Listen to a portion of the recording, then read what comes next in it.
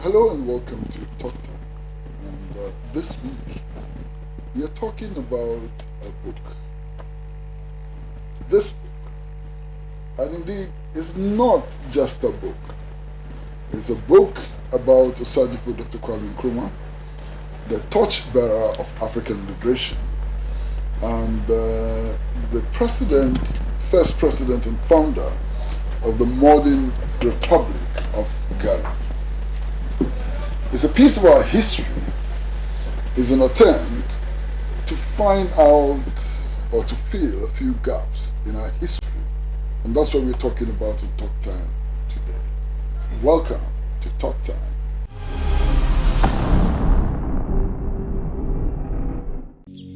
Today, we can't trust sources of water anymore. Confidence is gone due to human activities. Same human activities introduces well-mechanized machines which purifies water. I bring to you ultimate natural mineral water. Deep from underground, tasty, well-purified and corporately packaged. Ultimate natural mineral water. Let's drink the new. For bulk, call 020-379-1888 or 0244-515-801. Ultimate natural mineral water. My water, your water, our water. Well, hello and welcome back to Talk Time. And as I indicated today, we'll be talking about this book. This is a book which is entitled Kwame Nkrumah and the Dawn of the Cold War, the West African National Secretariat, 1945 to 1948. And the author of the book is Marika Sherwood, a Hungarian historian. Marika, you're welcome to the studio. It's a great honor to be here. Now, what influenced your decision to do the research which led to the writing of this book? Well, I have been very interested in PanAfricanism, as I think you know, and have done all sorts of research. And I was interested in looking at the West African National Secretariat, which I didn't think had been written up enough, and I hadn't done any research on it. But when I began doing research, I had already asked the government to release the papers on Kwame Nkrumah and all the other black activists. And believe it or not, Kwame Nkrumah is about the only person on which some records have been released. Some. And these are some MI5 records, which indicated that they had been collecting material on him from just about the time he arrived in England in 1945. But what was very curious to me is that they began to talk about him as being a communist. Now, from the little I knew about Kwame Nkrumah, he certainly had some communist friends, but that doesn't mean you are a communist or that you are supporting the USSR, or for that matter, really the Communist Party in Britain. So I thought, well, this is very curious. What is going on? Why are they doing this? So that's what brought me to the book, because when I began to wonder about the Cold War in Africa, I looked in the hundreds of books on the Cold War in the University of London Library and other libraries, and there are hundreds. If you look in the indexes, if Africa is ever mentioned, which isn't often, it is Abdul Nasser and Egypt. And the rest of Africa just doesn't exist. So I thought I'd better do some research. That's what resulted in the book. Did you find any reason that led to tagging Nkrumah a communist? Well, though there are no records in America, I did search. We do have one letter, actually in the archives here, from Kwame Nkrumah in 1942 when he lived in America, thanking Claudia Jones for all her support. Now, Claudia Jones was a Trinidadian who was living in America. She was certainly a member of the Communist Party, one of the top members of the party, a black woman. One of the main speakers for the Communist Party, a black woman. The editor of a newspaper, a black woman. So you can see the party was not racist. And certainly as Nkrumah spent some time in Harlem, and there was a massive amount of agitation against the racism there, usually led by the Communist Party there, or at least they were very much part of it. It is not surprising, in fact I'm very glad that he had met Claudia Jones. And of course Nkrumah himself was part of the Africa Students Association in America, which African students had set up partly to unite each other, but also they aimed to attempt to educate America and African Americans about Africa. So now when Nkrumah comes to England, the Communist Party there, I presume, wrote to the party in Britain saying, you know, we've been involved in helping the African Students Association and so on. What probably the party in America didn't know, and certainly Nkrumah didn't know, was that the British party had absolutely no interest in racism in Britain, and no interest even in the colonies. It had one black member, Desmond Buckle, but you can find virtually nothing about him in the Communist Party files. And he seems to have been abroad quite a lot, so clearly the party didn't quite know what to do with this black guy. But nothing else. So it's only when Nkrumah arrives that I think his presence and his charisma and his politics must have made the British party realize that they ought to think a little bit maybe about British colonies and the racism in Britain. So they do begin to publish an African newsletter, but whether they actually helped the West African National Secretariat is unclear. I think it is possible that they helped with the publication costs, because the Secretariat published what I think was a very important newsletter, which sadly didn't last for very long. So if the party did help, that also didn't last for very long. But I have found absolutely nothing that indicates that that Nkrumah was ever a member of the party. That is the Communist Party. Yes. That he was certainly interested in what Marx had written, yes, but so many of us were. I think many of us might call ourselves Marxists because we believe in what Marx was saying. And if that makes you a communist, well, then I'm a communist. Even though we left Hungary when communism came to take over. So we mustn't confuse the two. There's the philosophy which you can call communism or Marxism or even socialism, but that doesn't mean that you're a member of the party that wants. But why then was the British establishment, especially the intelligence, eager to link Nkrumah to communism? Well, they just wanted to name him a communist, and I could only think through one reason for doing that. Though America and the European colonial powers were together during World War II, so was the USSR, but then they all broke up after the war.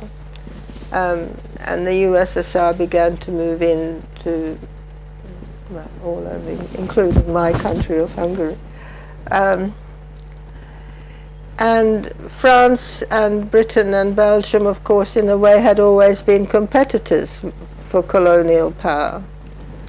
And America had no colonial power at all, but it wanted access to African raw materials on its own terms. And at that time he had to buy everything from the French companies and the British companies. So America didn't see why it should be doing that. It wanted its own access.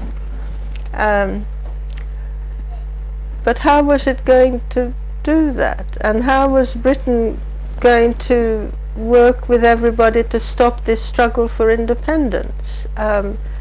You couldn't say that to the Americans, because after all they had struggled for their independence against Britain. So at least on the surface America had to support the struggle for independence. So what could Britain do? Well, if we don't call them independistas, as I use the Spanish word in there, but we call them communists, then everybody will join together, because we must stop the advance of communism in Africa, or they will take it over and we will have nothing. And I think it worked. And I think it worked. So that was an attempt to mobilize the Western world against these agitators for independence. Yes. Yes. It has been suggested that the Labour Party, as opposed to the Conservative Party, was more predisposed to supporting the independence movement. What did your research find? I don't think anybody much in England supported colonial independence. I think the Labour Party would have liked to find a way of granting what looked like independence while it retained control. And I mean, the British government has been very good at doing that sort of thing for a very long time. You know, one wonderful example that affects Africa so much is when the British government passed the Act in 1807, making it illegal to trade in slaves. After a few months, when the traders realized that nothing was being done to stop them, in fact the slave trade increased. And increased for the next 40 years until Britain began to do something. But everybody cheered the 1807 Act. We were fantastic. And there were massive celebrations in 2007. We were fantastic! And that's when I wrote my book, saying, well, no, you passed an Act of Parliament, but you did nothing about it. So Britain's very good at sort of saying one thing and then in fact doing something else, or not doing anything. By the way, mentioning that, please Ghanaians, stop dealing with Barclays Bank, because Barclays made a fortune out of the trade in slaves. So if I were you, I wouldn't trade with Barclays. The Barclay brothers. Yeah. The Barclay brothers, Yeah. Now, how difficult or easy was it for you to gather the material that you needed for your research? Oh, Kwesi, it's never easy. I mean, not easy partly because I don't ever get any research money, because the last thing the British government wants to do is fund somebody like me when everything I've written is critical of the government, you know. So I was stopped teaching and I don't ever get any research money. And you really need to do a lot of traveling. You have to go to the archives in America and the archives in Britain, and if I was younger and had some money, I would have gone to at least to Paris, and I think to the Belgian archives also, but I just couldn't. So from that aspect it's not easy. From the other aspect, it's the withholding of files by governments. As I mentioned, I have been asking for the release of the government papers in Britain on political activists. They won't release them. Shall I tell you what happened in the House of Lords? Yeah, please do, yeah. Well, it must be about 25 years at least that I ended up sending a long list of black political activists under the Freedom of Information Act, asking for the release of papers on all of these activists all over England not in the colonies, but in England, because they would have been under 24 hours a day surveillance. And I was always told that there was nothing. Why? Who are these people? What, you know? So I thought that as I was passing my 82nd birthday, and I thought I wasn't sure how much more research I could do, that I should ask Lord Paul Boateng if he could help. Boateng, you know, he's Ghanaian, but he's a member of the House of Lords in England, and we have known each other for a very long time. So Paul said, yes, of course, I can ask in the House of Lords. Don't forget, we're a democracy in England. Send me the list. Yeah, wonderful, isn't it? So I sent Paul the list, and we talk, and he says, Marika, that list is far too long. I can't just read out such a long list of names. He said, what I will do is talk about two people whom I knew, so I know their importance, and that will make a big difference. So he later tells me that he talked about Claudia Jones, whom I mentioned, and George Padmore.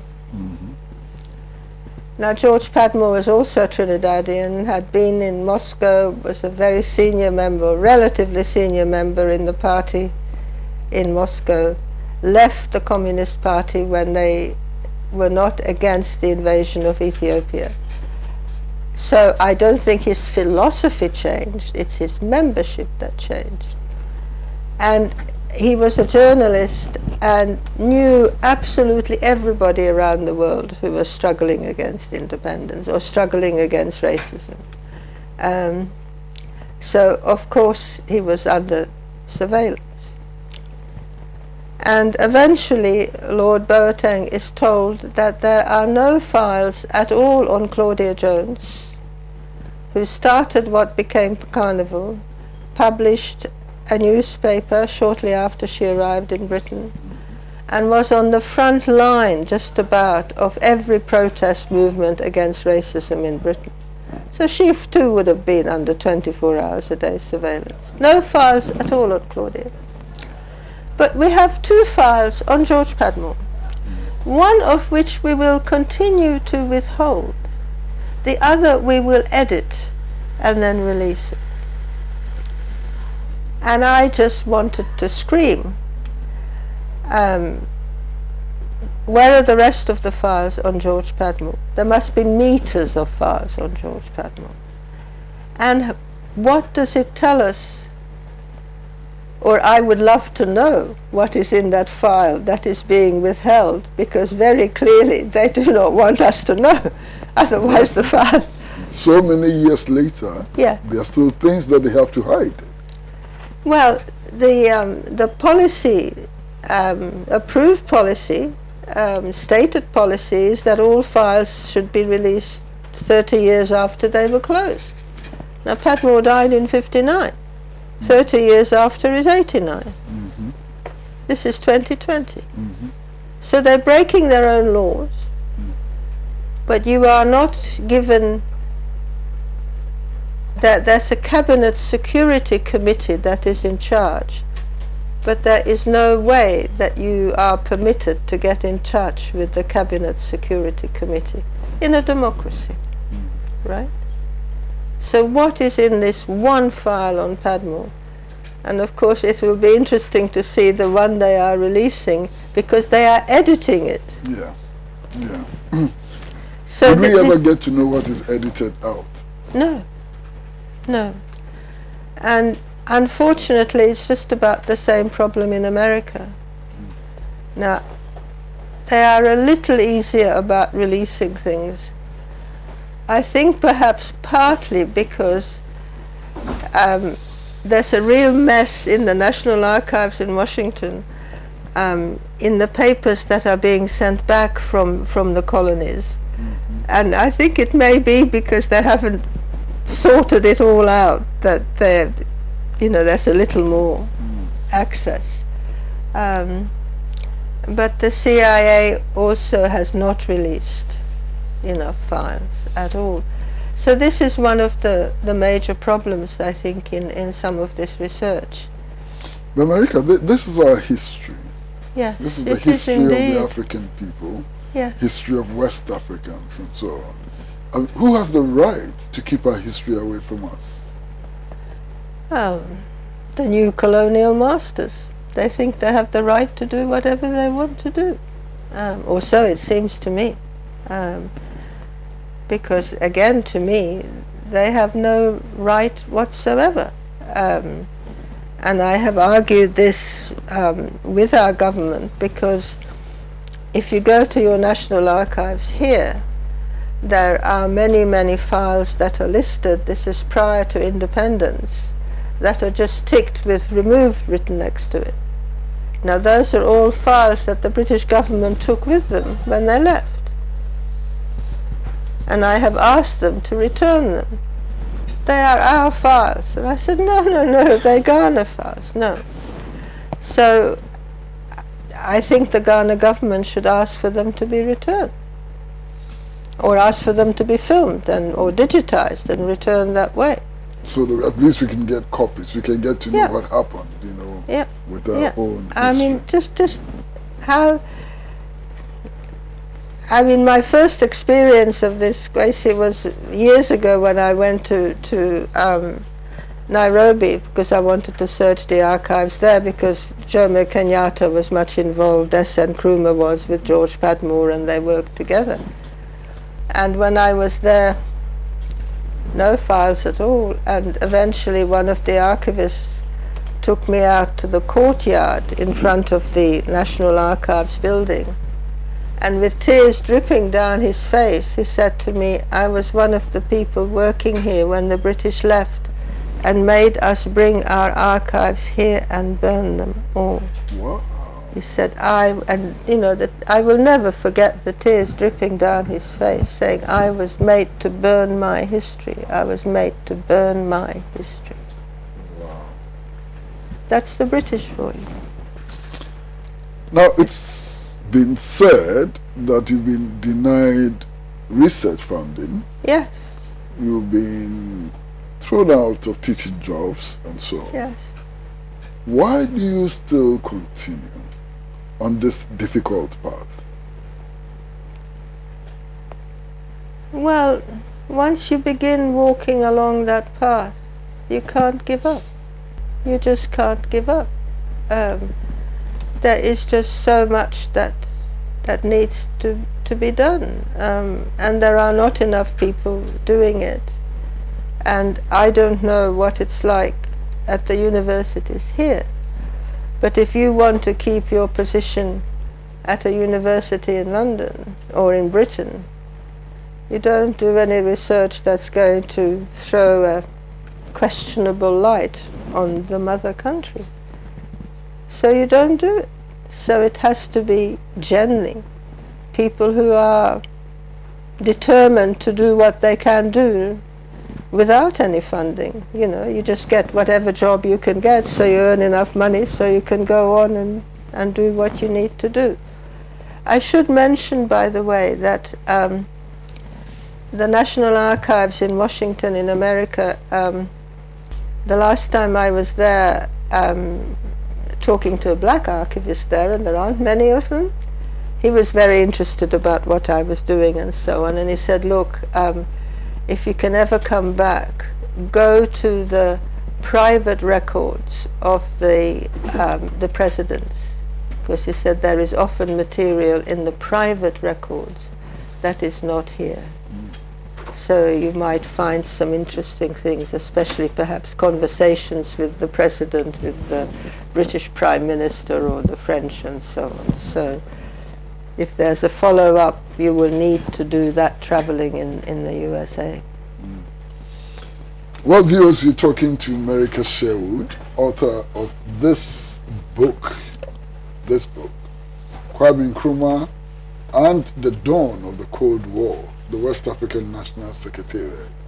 And we've just been talking about the difficulties in carrying out research, the redaction of documents, the refusal to release documents, the cancellation or non-granting of research funding, and all of that.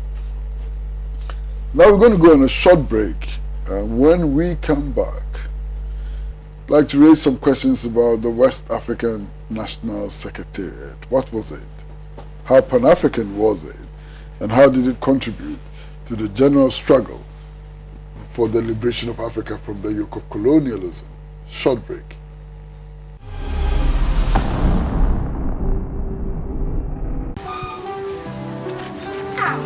Hey, Bukuya. The thing on the pressure to Mrs. Sa, what tongue come from? You said the people there, and I saw you. They said when you are Joe, what to how soon?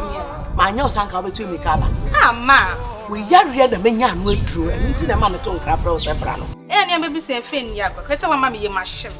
Go fitcha, why, Yasin, I lay your yam. And as a wook who bow one, no wood and a Makoti probing Kaya friend with Araba basin tablets. So when you send me the Yabanana. And nothing, and I'm sure my photo said, "Dear brother, none, rubber basin, better." We're on. Hello, welcome back to Talk Time, and we are talking to Marika Sherwood, inadequately described as a Hungarian historian. She's far more than a Hungarian historian, but that's her description. And she's the author of this book, Kwame Nkrumah and the Dawn of the Cold War, the West African National Secretariat. As a matter of fact, 1945 to 1948. Now, Marika, one of the things that pushed you to begin this research was the West African National Secretariat. Mm-hmm. What did you find about the West African National Secretariat? Well, I think they were hugely important. I mean, as far as we know at the moment, it was the only organization that did unite Francophone Africans and Anglophone Africans. Many of the West Africans who attended the 1945 Pan-African Congress thought, well, we really need a new organization to fight for our independence. But we need to talk to the French. They're just across the sea, a narrow sea. So 2, if not 3 of them went over to France a number of times to talk to activists there. And they had a meeting there, and then they had 2 meetings in London about what do we need to do. We want independence, but we need to join together, because it's only when we are joined together that we might be strong enough to stand up against the imperial powers. And we must acknowledge that independence must include economic independence. It's not just political independence, which can look lovely but be meaningless if we don't have economic independence. So that's what they were fighting for. And I mean, they had these meetings with each other. They had public meetings. They had conferences. Some of the public meetings were huge in Trafalgar Square with hundreds of people coming to listen. They published a newsletter, not for very long, but there are 2 questions in my head about that newsletter. One is, did they not get the funding which they probably got from the Communist Party to help its publication? And or did the colonial governments confiscate it all when they tried to send them out to the colonies? Because that is what had been done forever. I mean, I don't know if Padmore gave them any advice about that, because when Padmore himself was publishing The Negro Worker in the 1930s, he realized that the colonial governments wouldn't allow any to be landed. So what he did was go to Hamburg and go to the African seamen on board the merchant vessels and say, will you take these and put them in the mail when you arrive? And that way the Negro Worker was distributed. Now, whether he advised Nkrumah to do this, I don't know, because I really wasn't able to find out sufficient information because of the withheld files of the Secretariat and Padmore.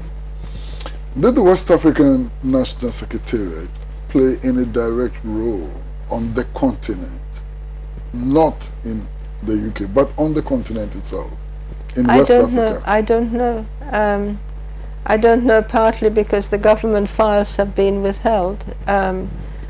Certainly they did manage to get some articles published in local papers. I've only had access to some Nigerian papers and some Gold Coast papers, as they were called, and a reference to publications in Gambia. Garba Yahumba from Gambia was at the Pan-African Conference. But until either some oral history is done here and those government files are released, we just don't know. What the emerging UGCC thought about the Secretariat, I don't know, because I couldn't access any UGCC files, so research needs to be done. Was there any connection between the West African National Secretariat and the 5th Pan-African Congress in Manchester? I think almost all the people who formed the Secretariat had attended the Manchester Conference. There were many people from West Africa there, for all the colonies. And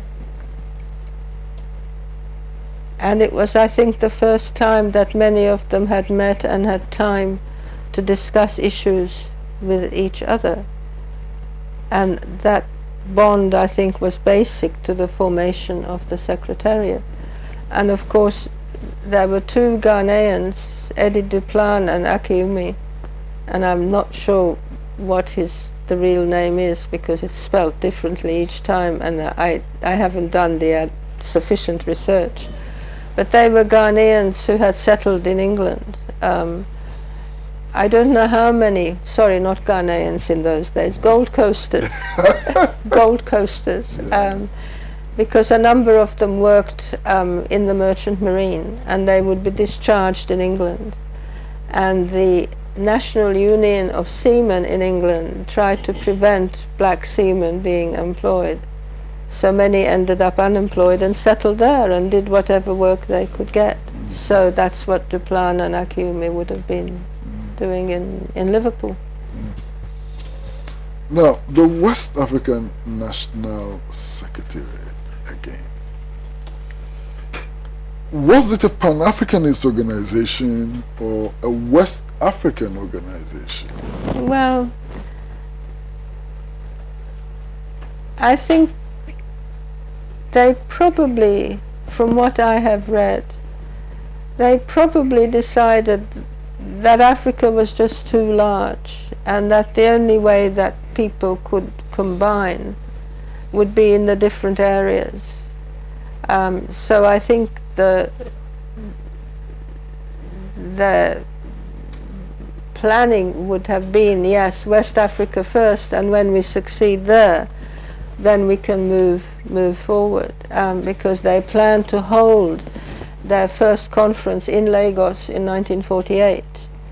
And I think it is very, very, very important that they were wanting to ensure that ordinary people, ordinary in inverted commas, came to this conference. They didn't want the intelligentsia, they want the trade unions, the teachers, the workers, the students. They wanted real people to unite, because it's real people that have to get together to achieve independence. Now, what was the Cold War context within which all of this happened? I mean, 1940, 41, the Germans were on the move. Well, I think the Cold War, you know, the terrible hot war ended in 45. And it was a very hot war. I mean, I grew up with bombs coming down on me and dead people everywhere, and Jews and others who supported Jews just being shot into the Danube so their bodies could be carried away, didn't have to worry about them. So they didn't want any more hot wars, but the capitalists didn't want communism to spread, because of course that was an enormous threat. And the USSR certainly wanted to expand in Europe. There is absolutely nothing in the USSR files, and I did go to Moscow at one time, and I have read books in English on their policies. They had no plans for expanding into Africa whatsoever until well into the 50s, and nothing much was done till after that. But the West wanted to, the West, which was all capitalist, felt it had to prevent the USSR expanding. And it was so important to America that America spent a fortune, and I mean a fortune, $30 million in France and about 20 million in Italy at the post-war elections, because the communist parties there were strong. And it wanted to make sure that those parties didn't win. So it was this important that they spent that much money. Now, how it was spent and who was bribed, I have no idea. I didn't research it, but I certainly found that figure in various reports.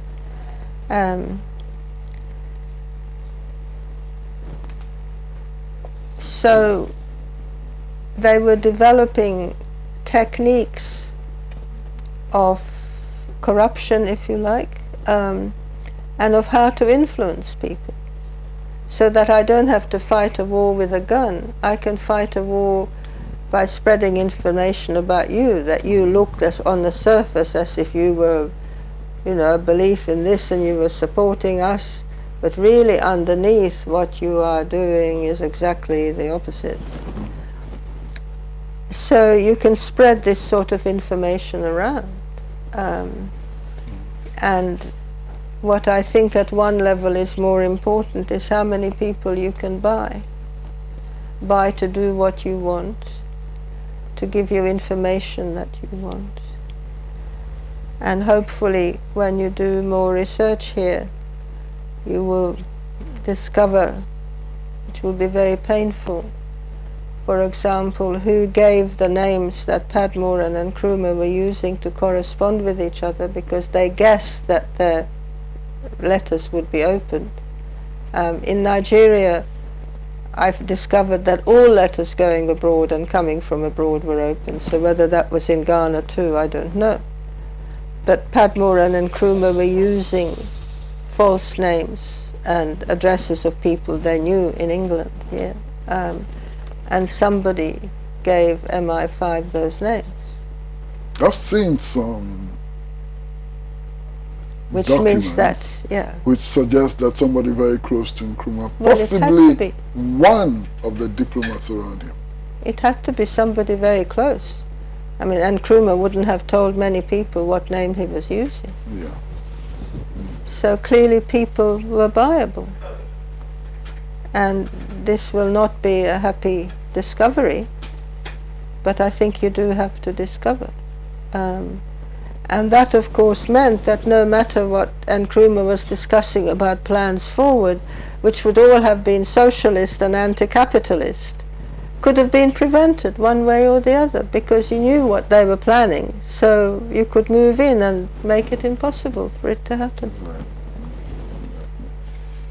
This Cold War, Yeah. especially between 1940 and perhaps 1945, or if you like 1949, what did it look like in the face of the threat of Hitler and the formation of an alliance against Hitler by the major Western powers and the USSR?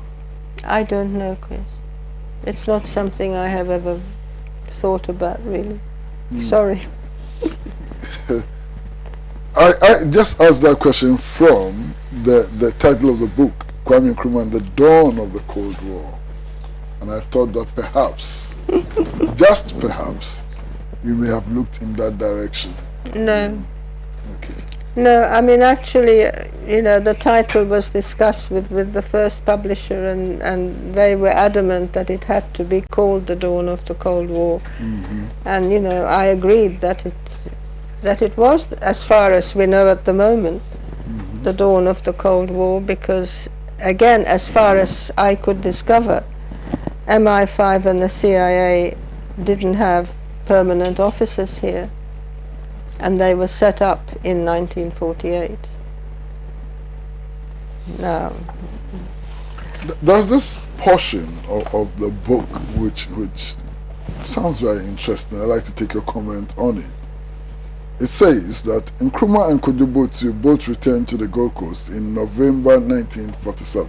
yes, Both to teach at Akimebwakwa State College, yes, and Nkrumah to become the General Secretary of the newly formed political party, the United Gold Coast Convention, yes. UGCC.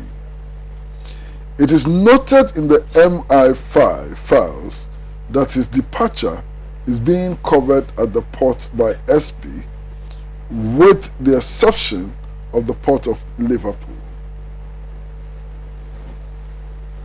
First of all, what is SB? And this would suggest very strongly that Nkrumah was under very strict surveillance. Well, I'm sure he was. I mean, even their office was raided because they wanted to look at all the correspondence that they hadn't already copied. And I mean, I imagine that MI5 in England would have been in touch with every port where that ship was stopping to make sure that if Nkrumah got off the ship, that he or Botsya would be followed. That's what they did. I mean, he was a man who was talking about not just independence, political and economic, but about a socialist republic to be formed. Now, what a threat to capitalist Britain. A socialist republic. So he was a huge threat. He was a huge threat. And it must have been very obvious to the colonial masters what level of charisma he had. After all, in many ways, he was front page in America, and he was in Britain, all over. So he was a huge threat, probably the biggest threat that they felt they had ever faced. I mean, Azikiwe was also important in Nigeria, but from what I have seen, Britain didn't feel as threatened by Azikiwe As by Nkrumah. And Nkrumah, I think, was the biggest threat. And I know there were many attempts to assassinate Nkrumah, and it would be wonderful to research to see who was doing that or who was being paid to do it. And I want to say something there, Kwesi, because there's so much talk about corruption here, and in Britain too. It's not just here. But to me, in many ways, corruption partly came with the trade in enslaved Africans, because people on the coast were paid off to supply the slaves. Then you had indirect rule, which was more about corruption. You do as I ask and I will make sure you're paid correctly. You don't and I'll put you down. And now another form of corruption, because we have millions. Clearly, if America spent 20 million in Italy, 2 million would have been quite a lot of money here to pay off whoever was giving away their names or whatever else, So, this corruption is introduced again and again and again.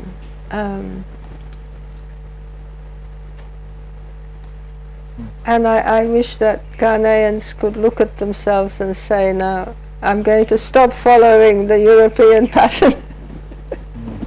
No more corruption, please. Yeah. Well, viewers, we are talking to Marika Sherwood, author of the book, The Kwame Nkrumah and the Dawn of the Cold War.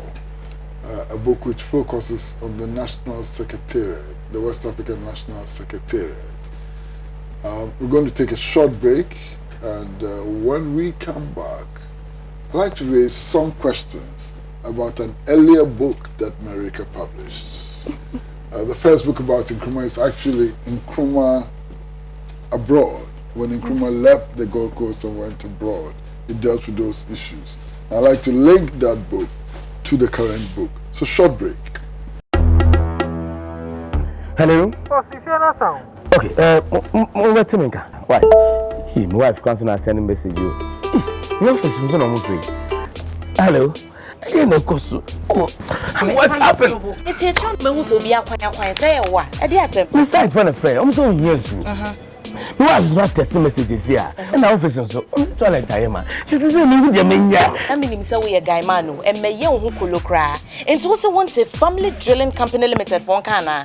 What's it then? Family Drilling Company Limited. Ye two borehole, biofuel, biogas, swimming pool, plumbing works in Naso, ye be, Frey 0240 333 111 and now says 0244 144 822. Miampa and you want swimming pool me see. Me want to be here. Family drilling now. Family drilling.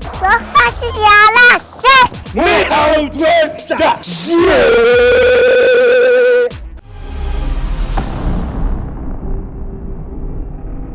Well, welcome back to Talk Time, and as I indicated, we are discussing this book about Nkrumah at the dawn of the Cold War, and we are discussing specifically the West African National Secretariat. Marika Sherwood, author of the book, is in the studio with me, and she's written an earlier book.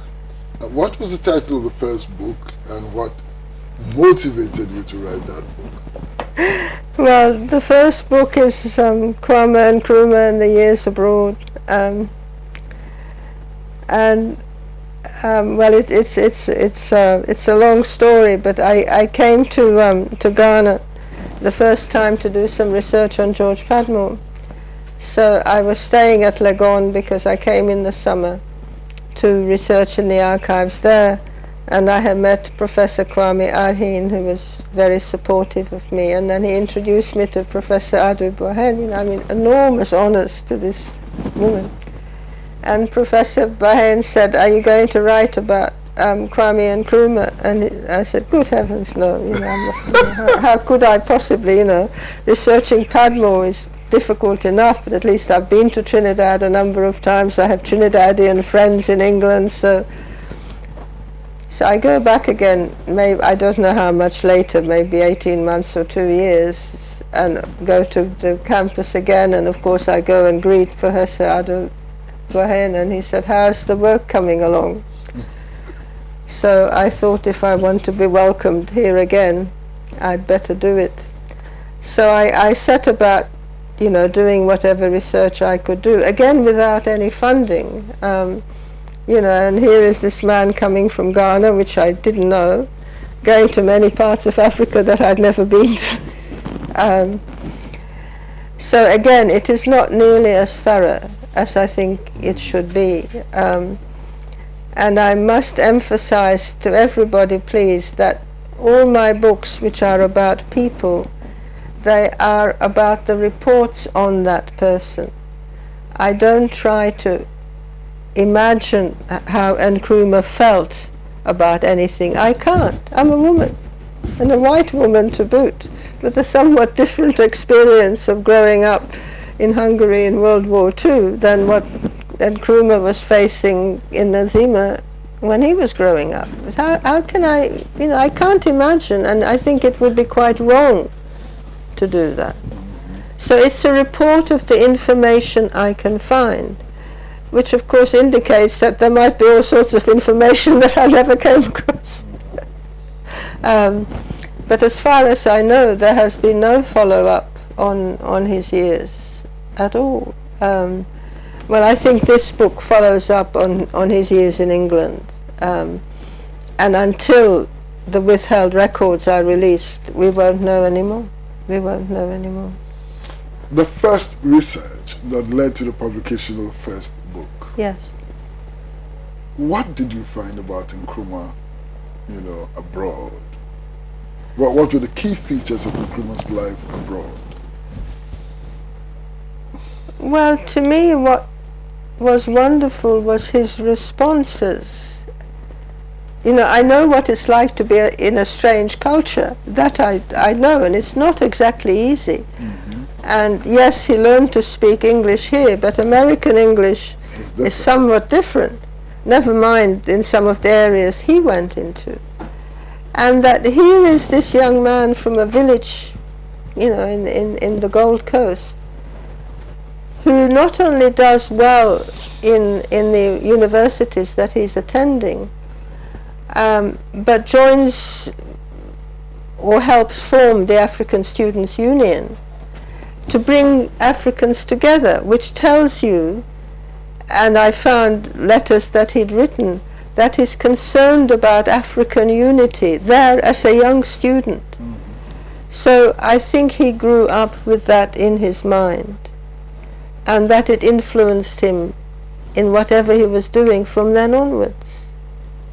And that, I think, is crucial. Now, I don't know what he was speaking about in all the many lectures he gave in many parts of the United States. And of course he also studied theology, so he was giving some talks in churches. And it would be wonderful if somebody could attempt, perhaps they were written up in local papers. I think some would well have been, because it would have been so unusual to have an African give a talk, that I think the local papers would have reported it, but you have to go there to find the local papers. But that he could do that, and people turned up again and again, shows you what charisma he was developing, and how interesting whatever he was saying was to a very wide audience, as it certainly was to England, in England, So it's a fantastic beginning to what he was doing here. Now, yesterday, it was announced that you've given your research notes to the Institute of African Studies at the University of Ghana. Yeah. What are these research notes? Well, I mean, I stopped researching really the beginning of the Cold War, because I'm too old and my body is beginning to give way, so I can't possibly go back and do all the research that needs to be done. But as I love Ghana, and it upsets me so much that your history has been so perverted, I would very much like follow-up research. And I don't have any money, as you guess, because, I was stopped getting any money as a teacher, so I told you I did everything I could. I even drove a taxi for a while. But I said, if you can set up a research fund for this, I'd be very happy to donate the royalties for the book, because I don't have more than that, but I'd be very happy to give that, because to me it is so crucial. It's unearthing what was done to you in that struggle that Nkrumah probably thought he had won in 1957, but he didn't. He didn't. I mean, as he discovered, but he didn't know what was going on underneath. Now, what are some of the questions about Nkrumah, the struggle for national liberation, the Cold War, and Pan-Africanism that you think have not been answered yet, and that you would recommend that researchers pursue? I don't know what his ideas about Pan-Africanism were. As a theory, yes. As a theory, he united all Africans. And very often, what about all these Trinidadians and all these Black Brits and African Americans? Who do we unite? What is Pan-Africanism? But what he aimed to do about that politically, I don't know. Certainly in philosophy, yes. I think to him there was something that united everybody in Africa and of African origins. Mm-hmm. But then what you do about that is something else, you know, and what on earth is possible to do about that. I mean, he did in England by working for the Coloured Workers Association, which was focused on trying to help those people facing different versions of racial discrimination. So yes, if you like, that's an expression of his Pan-Africanism. He's there trying to support black people in Britain who come from the whole British Empire. So yes, that is Pan-Africanist. Well, Marika, thanks very much for coming to the studio. Thank you very, very much. Well, we've also been talking to Marika Sherwood, author of this book, Kwame Nkrumah and the Dawn of the Cold War, the West African National Secretariat, 1945 to 1948. Now, as was indicated already, Marika has written an earlier book about Nkrumah's stay abroad and also his participation in the agitations for national independence, for his agitation against racism, and so on. So please, if you can, I'm sure the copies of the book will be available at the Institute of African Studies. I got this copy from the Institute of African Studies, and the book is published by Sub-Saharan publishers.